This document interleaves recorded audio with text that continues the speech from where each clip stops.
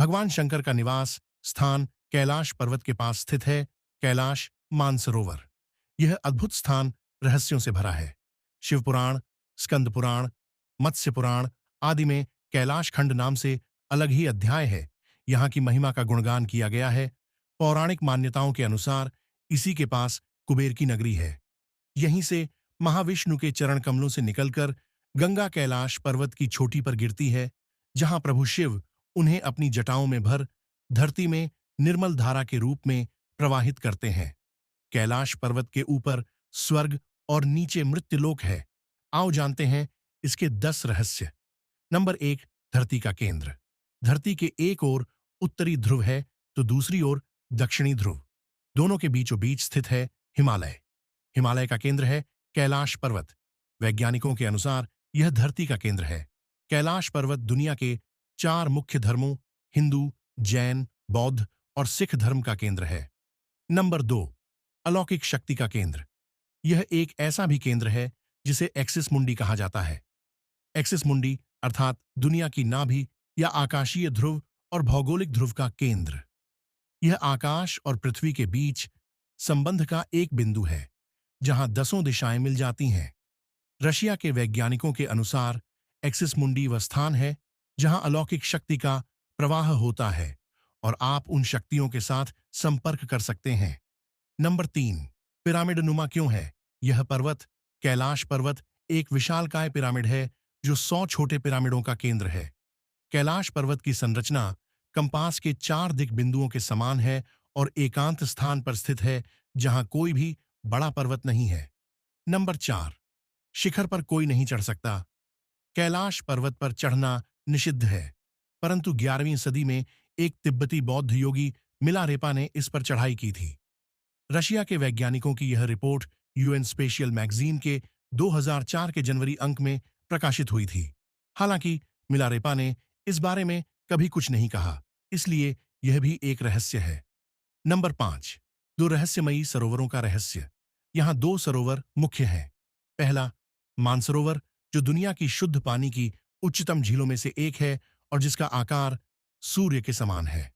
दूसरा, राक्षस नामक झील, जो दुनिया की खारे पानी की उच्चतम झीलों में से एक है और जिसका आकार चंद्र के समान है।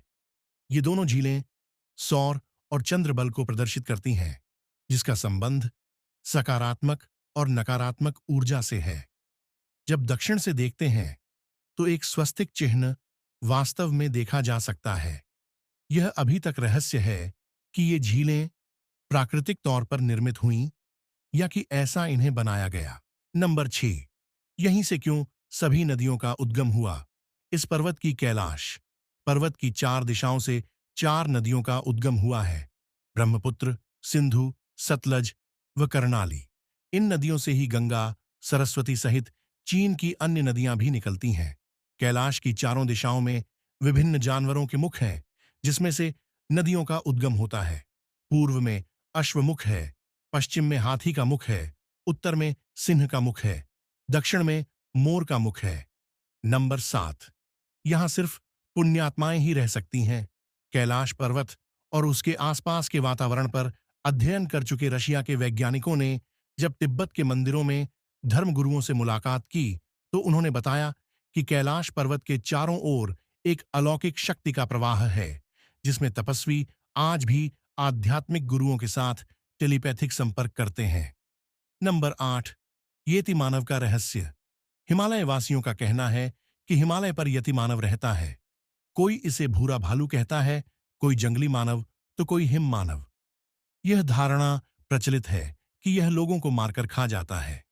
कुछ वैज्ञानिक इसे निंडरथल मानव मानते हैं।